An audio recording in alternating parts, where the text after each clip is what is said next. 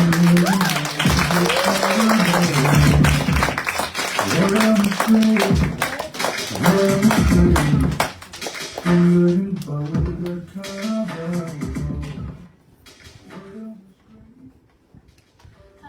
welcome to our show where we have good info and good convo. I'm your host, Miss Shacoyia McCain.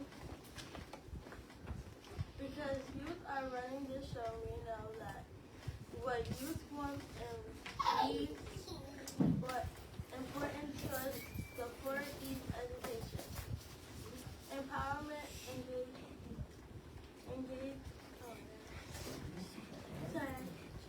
engagement, entertainment. Each Thursday at 6:35, we will bring you that good info and good combo. Now that we have good combo, let's get some good info about civil engagement from Mr. Alphonso. Right. Thank you so much for having me. It's amazing to see the young people here at Word on the Street organizing these conversations, many conversations that a lot of adults aren't even really diving into and having. As you all know, it is election time. Many of you have probably seen the commercials pop up in the middle of your Disney Channel show or your Nick show. But we are currently, as adults, working to get ready to elect officials. And the conversation today was on civil and civic engagement. I like to give the youth definition because I think it looks drastically different for our young people than it is as adults. So for adults, it's us getting active, getting engaged, and really connecting the dots and community networking and really utilizing our voice to enact social change through our power of our vote or through volunteerism. But for youth, civic engagement is defined as working to make a difference in the civic life of one's community. It also involves developing the combination of knowledge, skills, and values and motivation to make the difference. These activities enrich the lives of so many. And so we often talk about adults and how we cast our vote and use our power in the civic engagement or civil engagement space to elect folks like individuals you'll hear later today, Miss Totty, who sits on our school board, and others. However, as young people, you also have the opportunity to utilize your voice. A lot of times, young people don't realize that they can speak to the school boards or to our city council members or our county commissioners the same way adults do. And I like to tell young people all the time that when we do things and make decisions, adults try to make them for the best possible places of their hearts. However, we may not always get it right.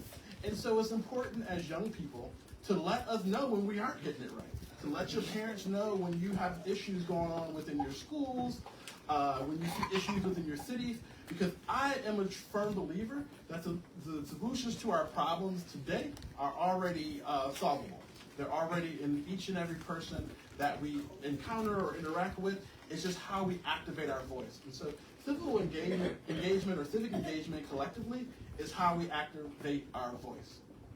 And so I wanted to take this time to also educate our folks who are in our audience, because I know we have many adult listeners.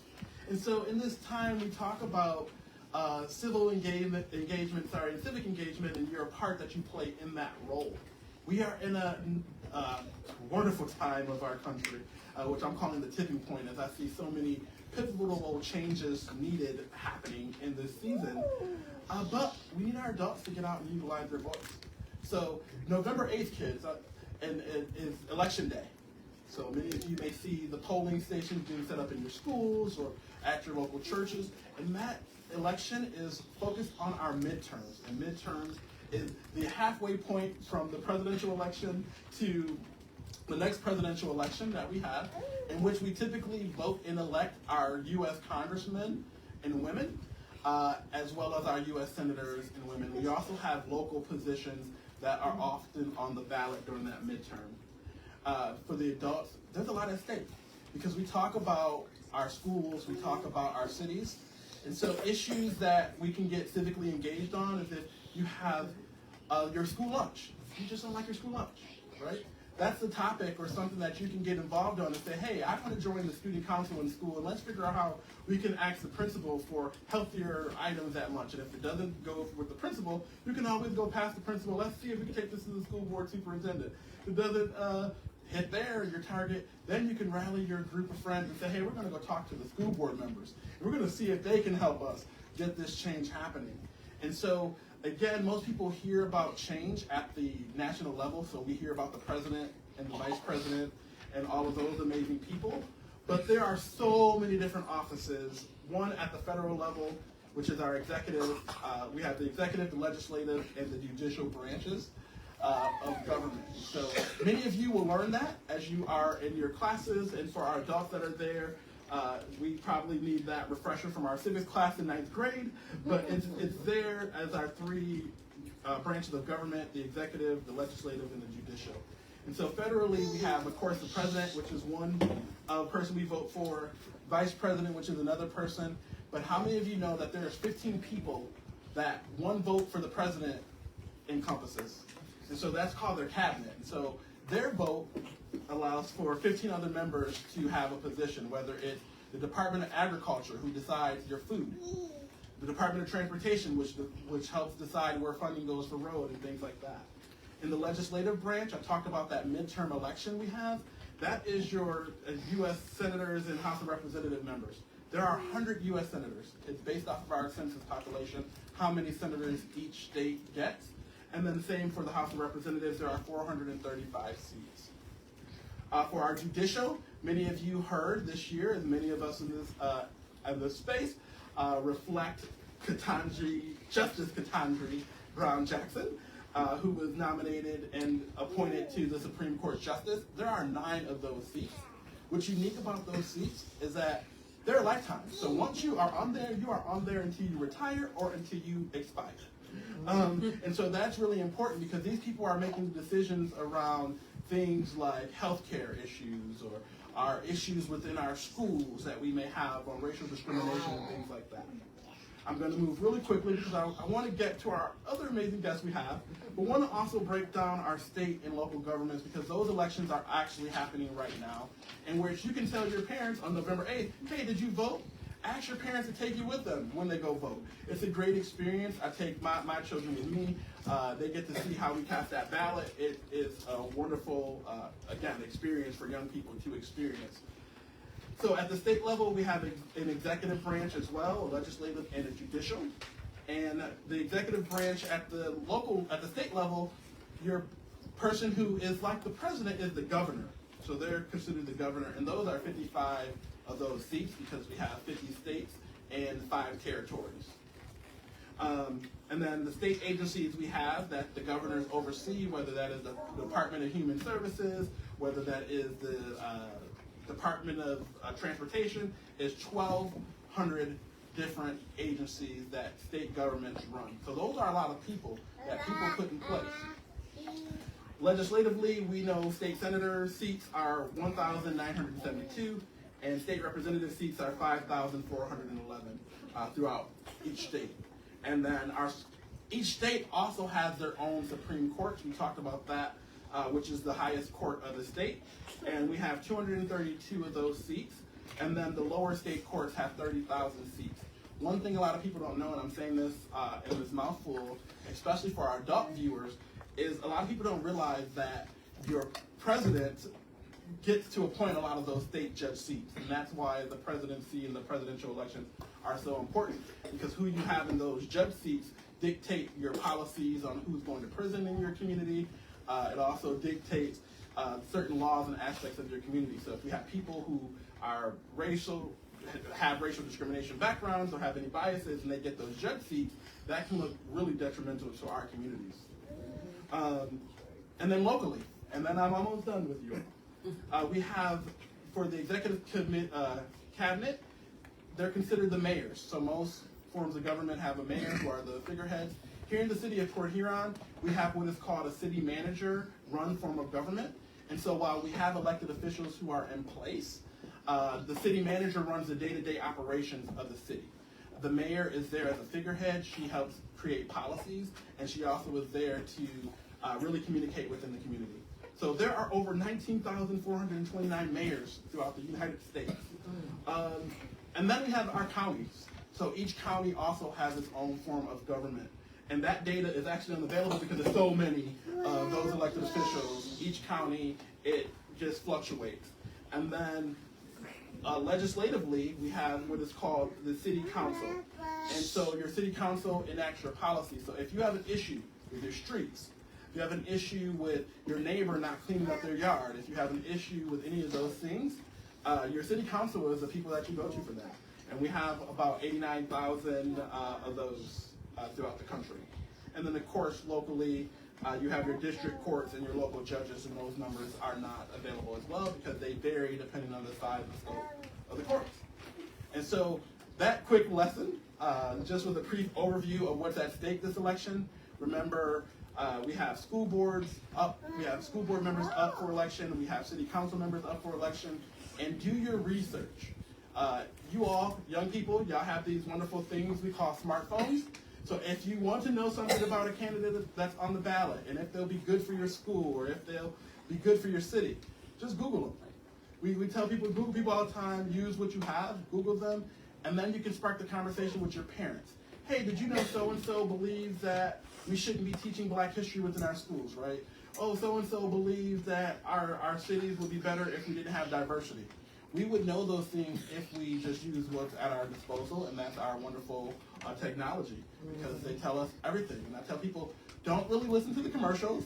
Don't listen to the ads that are out there, because many of them are fueled with lies and things like that. But do your own research on how people vote and how people make decisions for you. Thank you.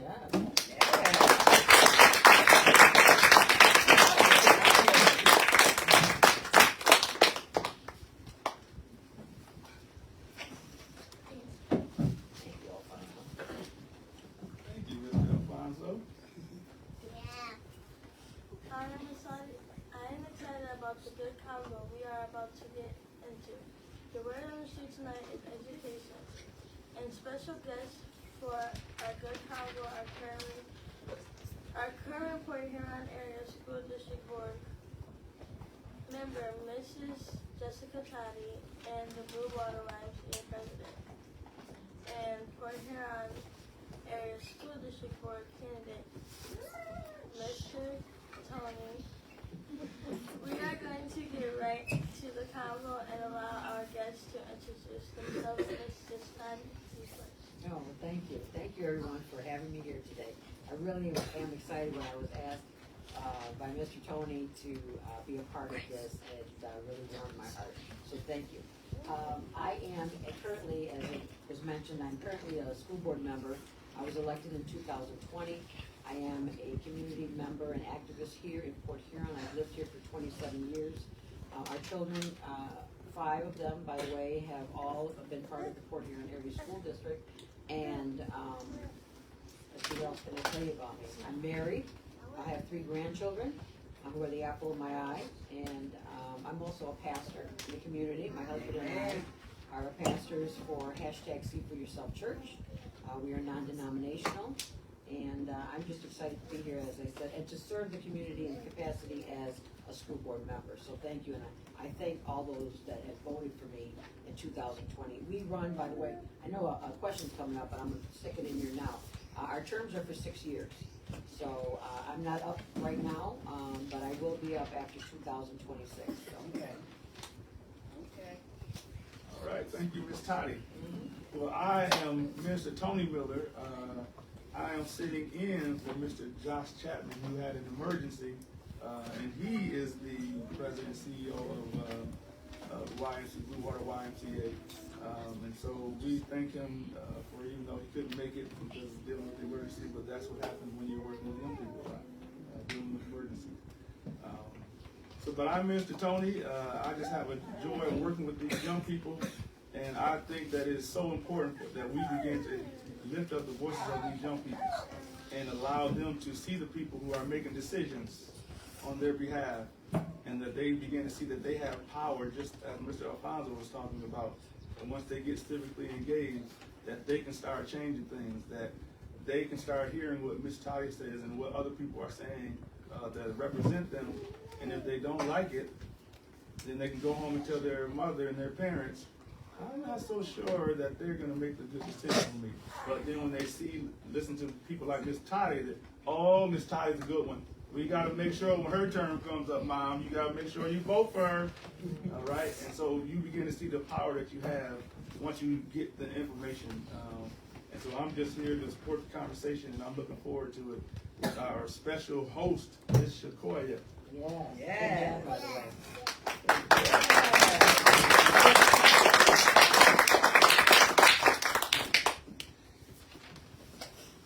What made you want to be on the playhouse for this year?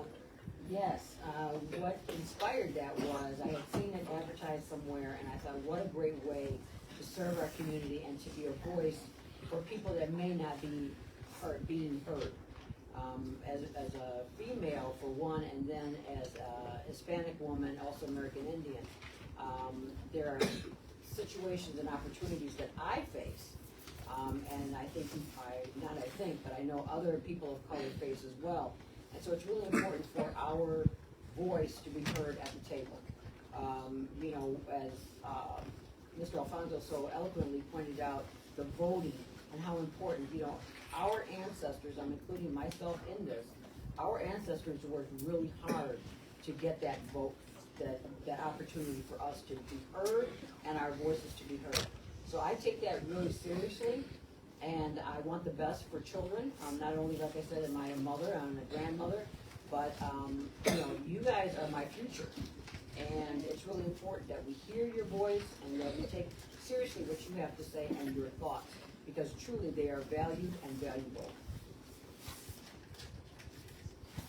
And so, since I'm not on the board, and I'm not, but I really do appreciate the things that Ms. Totty is doing. And one thing I'm trying to do now is for us not to be, as we are in church, that we begin to, what I say, bring the kingdom of heaven to the earth. And so that, what does that mean? That means we have to show up in the earth. We have to show up outside of these buildings. That we actually have to show up at school board meetings. That we can't just complain, we have to participate in making this school district better. I said probably about 7 to 8 years ago that Fort Huron will be the #1 school district in the nation. And I said it 8 years ago, and I'm determined to make it happen, do my part to make it happen. That I'm not just saying words, that we are going to do it, we're going to have the best students, and that we're going to make sure that we do our part to support the board and what they're doing, and lift up the things that they're doing well, and help them do better on the things that they're not doing so well. And so that's why I'm decided to get involved.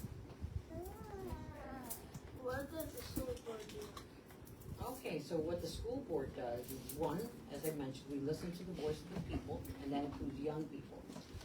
And then our job is to make sure that rules and regulations and policies are being adhered to, but not only in the community level, but in the state level. And actually, we are a governing board, and we have one employee as the board, and that employee that we oversee is the superintendent. So we trust him to make the good decisions and the best decisions for the school board. However, if there is something that perhaps I don't understand or we don't understand why certain things are going on in the school, then we have that opportunity to go right to him and ask him, why did you choose that? Or what are we going to do about problem A, B, and C? And so then he hears our voice, and then we come to an agreement about how something should be handled. So we really are just kind of overseers of the entire district, but we're trusting one person, and that's the superintendent, to make those right decisions, and he is our employee. Yeah, and I'll just add that I think the school board is, like as she said, is basically rules and regulations, make sure that the superintendent is doing what he needs to do. So in your term, most of you don't get the superintendent, you just think about teachers and principals. So the teachers report to the principal, the principals report to the superintendent, and the superintendent reports to the board. And so that's how you think about it. So if you can get at the top, be connected to the people at the top, then imagine the impact that you can have to make sure that when things are not going well in your school, you do what you're supposed to do. You start with your teacher. If your teacher can't help you, then you go to your principal. If the principal can't help you, then you get an adult and say, can we go talk to the superintendent? And then if the superintendent can't help you, you go to the school board meeting so that you can talk to the board.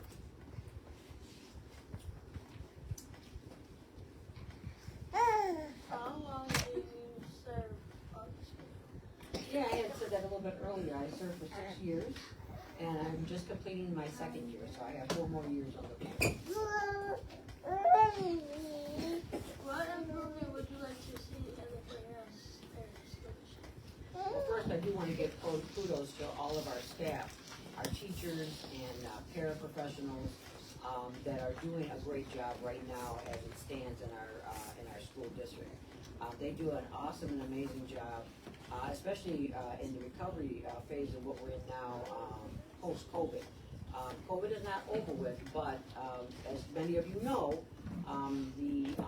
going through school at some point and then at home, and just so many changes that have happened in the classroom.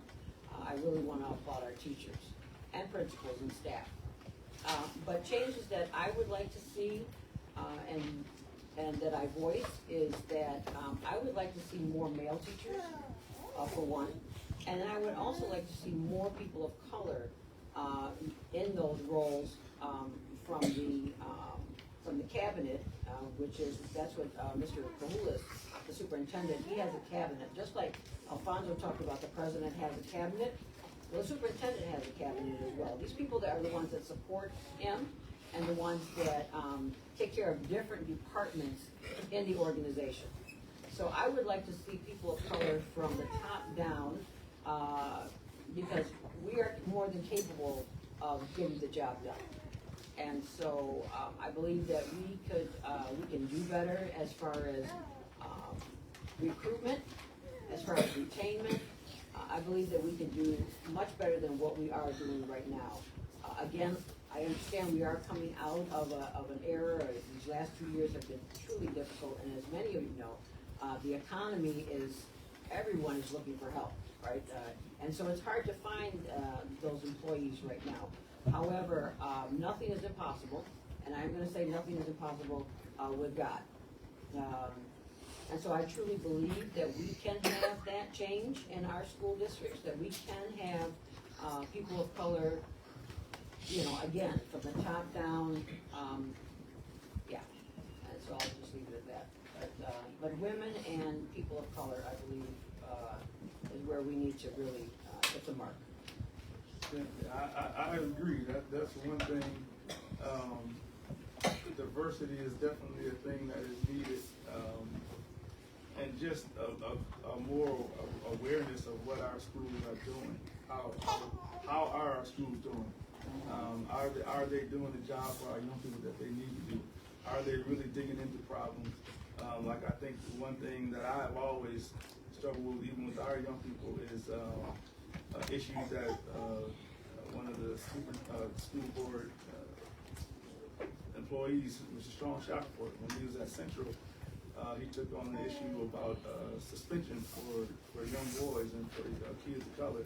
And that has always been a thing for me. A lot of our kids getting pushed out instead of helped. And so I'm a real big proponent of that. How can we help our schools not just so easily push them out, but get them the help that they need, understanding what's going on in their homes. And so that's definitely something that we are going after. But just lifting up the voices of young people, that's really the thing for me. How do we get their voices lifted up to be a part of taking ownership of what's going on in our schools? And I think part of that, if I can just elaborate a little bit more, part of that as well is if our children see leadership of different colors, right, then you can say, I can aspire to be, right? I see this man or this woman walking the hall, and they look like me. And we know statistically that children do better when they do have people that look like them. So it's really important that, again, that we strive for that, because as we're all sitting here, we want you guys to succeed. and we want to give you all the tools that you need to succeed. So, Is diversity and equality important to education? very much so, very much so. As a woman now at the age that I am, which I'm not going to tell you, but anyways, as an older woman, there were things that were taught to me that I found out years later were actually lies, right? Or the truth was kept from me, right? Or from the children. It wasn't just me, but the classrooms. The truth wasn't all being revealed, especially when it came to history, right? There was things that were ignored, or even writers of color, that were ignored and weren't even taught in the classroom when I was a young girl. Musicians, different type of genre of music. Those things were not taught to us. And so I thank goodness and thank God that now you can walk in a classroom and you are hearing, different types of music, that you are learning about different people of color in the classroom. And so we have made steps and we have made strides, yes, but it is really important for us to teach not just black and white, but all of the colors that have contributed to this great country, right? There's Asians and Middle Eastern people and American Indian people, and the list goes on and on and on and on. People from Alaska, so Samoyed. I mean, I'm just thinking of all these that come to mind. So it's really important for us to learn, because if we don't learn about different cultures and different races, then actually we're ignorant, right? And we don't want to be ignorant. We want to be able to learn about others so we can embrace others where they're at. So it's really important. People have some really neat customs that they follow, dress and of course food. I'm a foodie, but different cultures cook some really good food, but we wouldn't know it unless we are trying to learn about different people. So yes, it's really important to our education that we learn about diversity, and equity is that everybody has room at the table. And that's, that's what I strive for, is that everybody has an opportunity to be invited to the table to be heard and given the same opportunity. I'll do a quick story. So we have a program here we started a few years ago called Reading is a Fun Adventure. And the reason why we started that is my daughter, when she was about 3 years old, she came home and I noticed we'd go to the store, and when she was time for her to pick out a doll, she would always pick out the white dolls. She would always pick out the lighter skinned dolls. And said, And so we would get her, make sure we get her some diverse dolls, but she would never think the diverse dolls, the darker skinned dolls, were quite as beautiful. And I said, wow, at 3 years old, she is already starting to think that her skin color is not as beautiful as the others. I said, we have to do something about this. Right. That she is not getting enough diverse looks in her books, the books she's reading. And so that's why we started Reading as a Fun Adventure, to help promote reading in general, because we want our kids to read, but making sure that they're getting diverse stories, racial diversity, developmental disabled disabilities, everything, every aspect of diversity, to make sure our kids are understanding that they are all beautiful, that they are all powerful. And if you don't get that in their education from the beginning, that you're going to have to get over a hurdle. For my daughter, who at 3 years old, now we've got to get her over that hurdle. We've got her over that hurdle. But it's going to be a continuous process. That's right. It's a continuum. That's right. Yep. Right.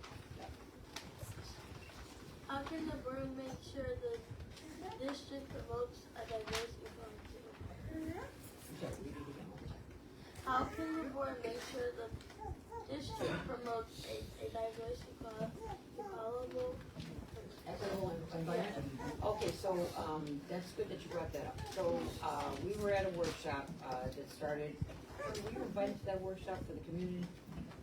Strategic planning? Yeah. Okay, so strategic planning, and that means that we strategize, we make plans on how to tackle certain things in the district. Okay, that's a really simplified way to put it. So one of the goals is the diverse and equitable opportunities in our classrooms and in our literature, and as I mentioned earlier, in the music and all that. So we're already making steps to have that happen. Okay, we are making steps to have a DEI company come in and evaluate where we're all at, right? Because you have to have a foundation, you have to have a base, okay, in order to understand where to move on the scale, sideways or up or down. I didn't mention this earlier, but like I'm a nurse, okay, so I can't just come in, you come in and you say I have a fever, and then I just start treating you without even asking you any questions, right? That wouldn't work. But if I start asking you questions, then I can help you better. So we need to ask questions in our district, not only of the staff, but of the parents and of the youth, okay? What they see or what they don't see that needs to be improved. So we are already working on it, and that'll be coming next year. But we're really excited about that climb that we're making, that effective move that we're making. So I'm excited about it, and you guys all get to be a part of it. Yes. Do you believe that diversity and equality should be part of the curriculum development of hiring practices? Okay, say, do I believe diversity and inclusion should be in the curriculum? Is that what you're asking me? Yeah. Okay, so yes, I think I've kind of gone through that point just a little bit about how, it's really important that we do have more literature and more books that look like us, that kids can relate to. And again, it doesn't have to be, I'm glad you brought up the thing about children with handicaps, children that are blind, or, we have these children that are deaf that come to school. They need to see and hear people that are like them, right? Because they make a difference. We all make a difference together. So yes, it's important. Yes. So I'm just going to say before we close it out, give Ms. Totty, if she has any parting words, encouragement, or anything for us to look out for, or how can we help her? How can we community help more support what you guys are doing? I really like the point, Tony, when you talked about the youth, and Alphonso did too. He touched on that part about you guys coming to the board meetings. It's really important. We have had, especially during the COVID time, when kids didn't want to wear masks, right? Or some kids were afraid to come to school and wanted to wear masks. And so we listened to them. Now, I'll tell you now, we can't answer you if you come to the board meeting. That's just part of our rules that we're not able to do that. We will, Mr. Kohulis or the president of the board will answer you though. They will send a letter and or email and answer whatever it is that you came to discuss at the board meeting. So when we have these other meetings, and now I'm talking about those strategic planning meetings, get involved in school and ask your teachers, is there any meetings coming up that I can be a part of? There's student government. I don't even know what else is out there right now because it's been a while since I've been to school. But whatever you can be a part of, do it. Be a part and be that voice. Don't take it for granted that we just know where you're at or that people understand where you're at, because it's really like a device of the enemy, right? To make us think that we know each other like that. But unless you express yourself, then we don't know. Okay, because we can't read your minds, just like you can't read mine. So it's really important. If you can come, and again, if there's something that you want us, the adults want to come to the board meeting, and you see something that's going on, come to the board meetings and let your thoughts, your opinions, your aggravation, whatever it is, let it be known, because it's really important that we hear you. All right, let's give Ms. Totty a hand.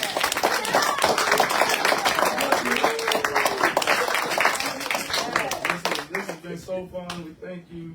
Thank you for coming. We will have to get Mr. Chapman back, come and talk to us. But I'm so excited for these young people. I'm so excited for the word on the street, for this new show. It's going to be, like I say, our two things: good convo, conversation. That's good info, good information. Thank you, Mr. Alphonso, for coming to be a part. But I know some of the young people don't always want to listen to this stuff. I think we definitely need to do a combination of both. But we will have some things that are fun, like next week. You want to tune in next week because Miss Shacoyia and Miss Takoya are going to be talking. And they're going to be talking about, we're going to be sharing it next week. You watch it. A video's going to be coming out next week. You Do Too Much. That's their song. Oh, okay. And so that song is going to go, and they just going to come talk about you do too much. What does that mean? What does that mean for young people? All right, and so it's going to be some entertaining stuff for the young people. So tune back in, young people. But adults, you need to be here too because we're giving good information and good conversations. I want to be invited. Yeah. Thank you once again to our guests, Mrs. Totty and Mr. Tony, for the good combo, and Mr. Alphonso for the good information. I'm your host, Ms. Shacoyia.